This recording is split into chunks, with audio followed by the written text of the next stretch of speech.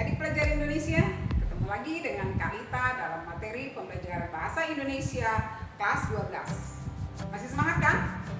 Pelajar Indonesia, minggu lalu kita sudah mempelajari materi informasi dalam teks editorial bagian pertama. Minggu ini kita akan mempelajari materi informasi dalam teks editorial bagian kedua. Adik-adik tentunya belum lupa kan? Kata kunci untuk teks editorial adalah opini. Tetapi dalam hal ini, opini yang didasari oleh data dan fakta-fakta. Siap adik-adik? Kita mulai ya.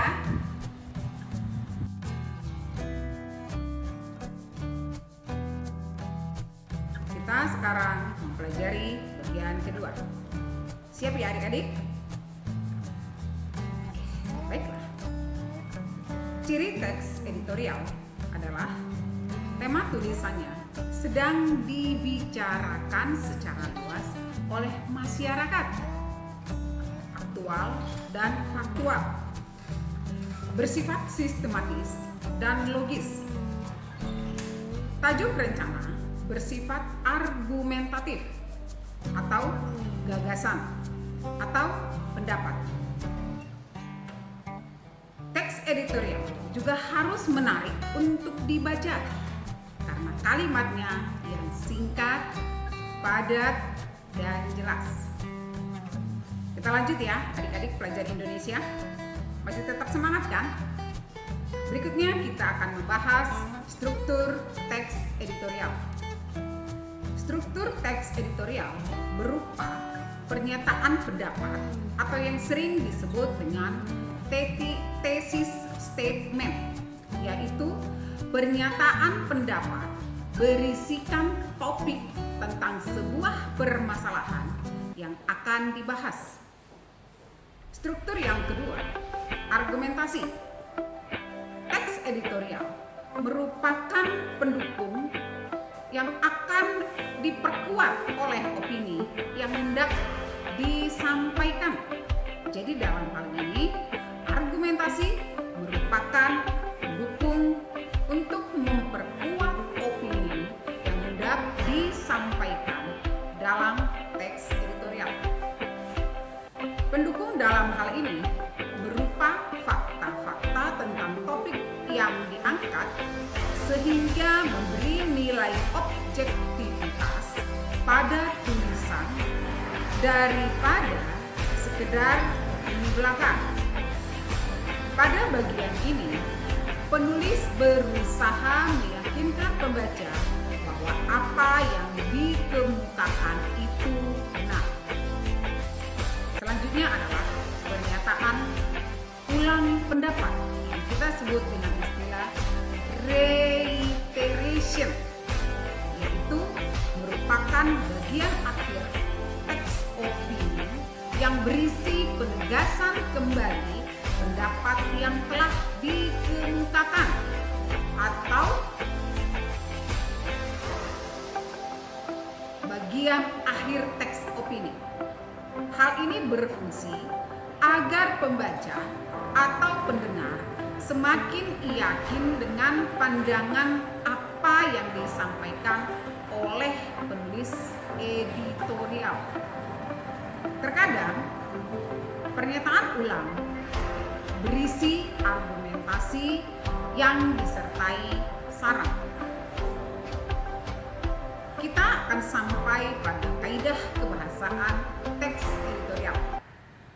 Yang pertama adalah adverbia, yaitu agar dapat meyakinkan pembaca sehingga diperlukan ekspresi yang bisa dipertegas dengan kata atau keterangan atau adverbia frekuentatif, yaitu adverbia yang menggambarkan makna berhubungan dengan tingkat kekerapan terjadinya sesuatu yang diterangkan adverbia itu. Kata-kata yang digunakan antara lain selalu, biasanya, sebagian waktu, sering, kadang-kadang, jarang, dan lainnya. konjungsi. Kaidah kebahasaan, konjungsi pada teks editorial merupakan kata penghubung pada teks editorial seperti kata bahkan, meskipun, walaupun, kemudian, dan lain-lain. Selanjutnya adalah verba material, yaitu verba yang menunjukkan perbuatan fisik atau peristiwa. Verba relasional adalah verba yang menunjukkan hubungan intensitas.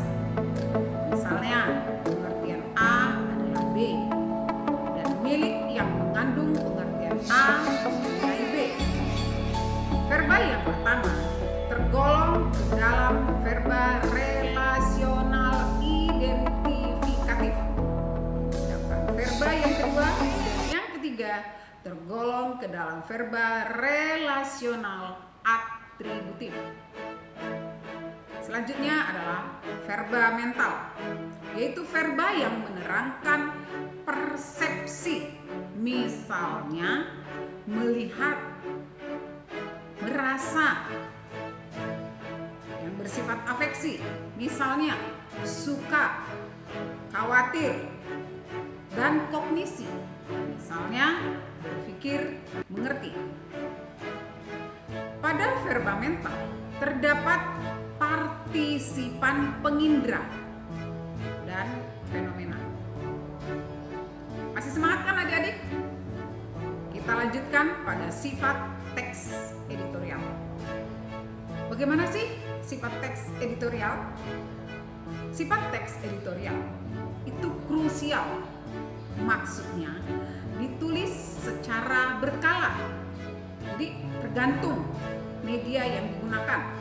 Kalau media itu harian, berarti teks editorial ditulis harian. Kalau media itu mingguan, teks editorial ditulis mingguan, dan seterusnya. Sifat teks editorial yang kedua adalah isinya menyikapi situasi yang berkembang di masyarakat luas. Kemudian, sifat teks editorial terkait erat dengan kebijakan media atau berita di mana teks editorial tersebut dimuat. Misalnya, kalau harian itu adalah harian khusus yang membahas olahraga, maka teks editorial yang dimuat adalah yang membahas olahraga. Demikian juga, kalau harian atau mingguan tersebut bersifat politik, maka teks editorial yang dimuat adalah politik. Oke, kita lanjut ya. Jenis teks editorial berdasarkan penyajiannya. 1. Analitis, yaitu tentang konsep mengenai sesuatu. Yang kedua, hortatoris, yaitu tentang tindakan yang perlu dilakukan atau kebijakan yang perlu dibuat. Aspek yang menjadi fokus pada teks editorial adalah 1. Judul, 2. Latar belakang masalah, 3. Tokoh, 4. Masalah, 5.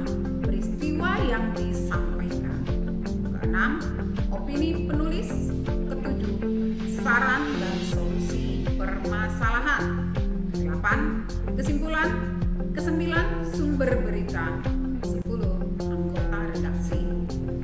Oke adik-adik, kita sampai pada langkah merancang teks editorial.